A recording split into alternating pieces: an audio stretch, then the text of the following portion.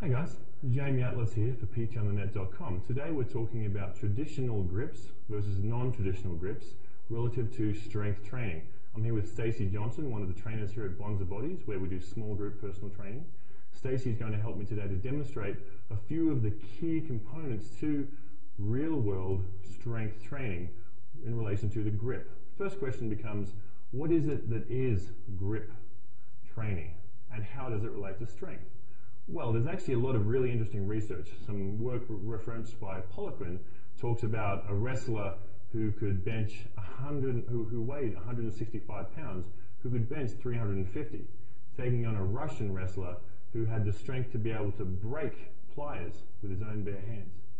After the two met, the Russian wrestler actually defeated the stronger traditional strength wrestler from the USA. When interviewed afterwards, the wrestler said that it felt as if someone had his arms in a vice grip when he was grasped by the Russian wrestler. Today, what we're going to look at is the difference between a traditional grip and a non-traditional grip and how that can activate the body. There's some interesting research by Pavel Satsulin where he talks about a concept of irradiation, or if the forearms and wrists are working harder, then it helps the other parts of the body and the other muscles around our key muscles activate. So with Stacey right now, what we're going to do is we're going to demonstrate the difference between a traditional grip and a non-traditional grip. She has a pair of dumbbells and a pair of sandbells. Sandbells are basically, imagine a flat pancake filled with sand. We really have to grip hard to make it happen.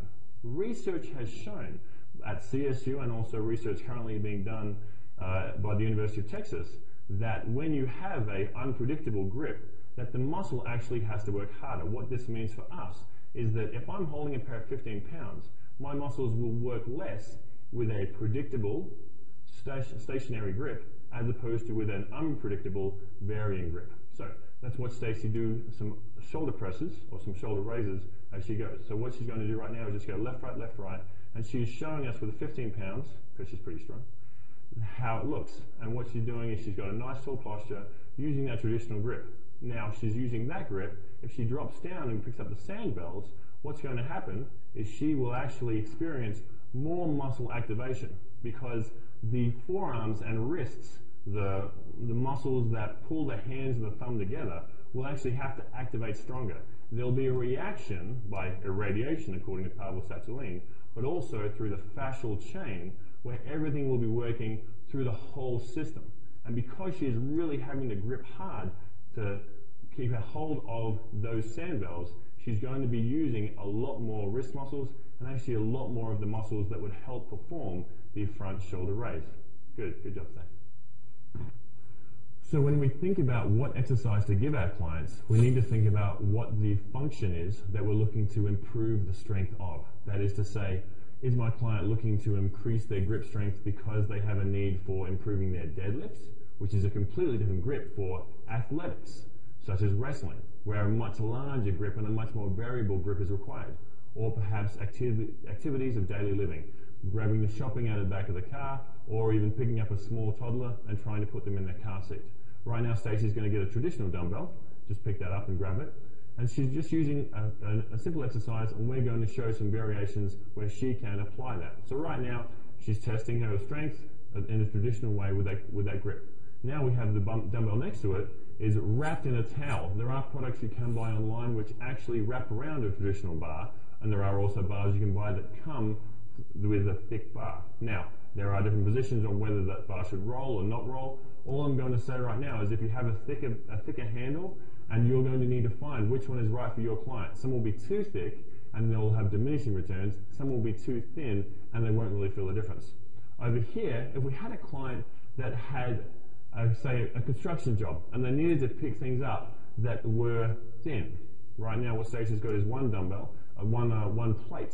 If she were to hold two plates, that would make it a thicker grip, and she's actually activating what we're going to call the thenar eminence, which is a fancy way of saying the muscles of the thumb. If you think about a hook grip where the palm is open doesn't necessarily challenge the muscles of the thumb. However, with this pinch grip, the thumb muscles, the thenar eminence, must activate. It has no choice, because if it doesn't, then the plate's going to hit the floor. If we come over to a ViPR is an interesting tool to use in terms of grip strength, because what happens is this handle moves ever so slightly because of the nature of the tool is made of rubber, so there is some movement that happens through it.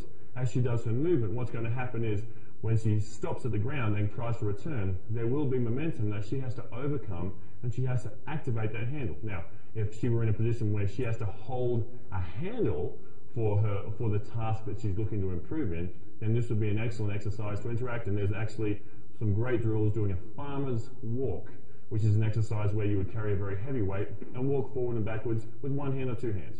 Now, if she doesn't know what kind of grip she needs, but she just knows that she has weak forearms and that there's a variety of things she needs to improve upon, we have our sandbell again that we're holding right here, and we're just going to go down and up. Now, she has to use that thin arm eminence. She has to use the palm plexus. The forearm has to really work, because if it doesn't, that sand's going to slowly drain out. And as the sand slowly drains out, it changes the way the whole complex is going to work in that forearm and wrist. And that is just a few examples of different ways you can create strength in your client specific to your client's needs.